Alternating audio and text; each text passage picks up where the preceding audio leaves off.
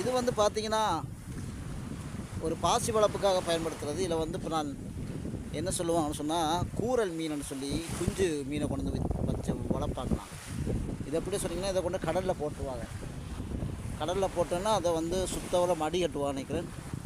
கட்டிட்டு ஃபுல்லாகவே அந்த மீன் கொஞ்சம் வச்சு கூரல் மீன் வளர்ப்பாங்க.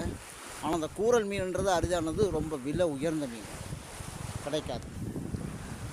அதுக்காக பயன்படுத்தப்பட்ட இதெல்லாம் இது எல்லாமே பார்த்திங்கன்னா கூரல் மீன், அப்புறம் பாசியும் வளர்ப்பாங்களாம் இதில்.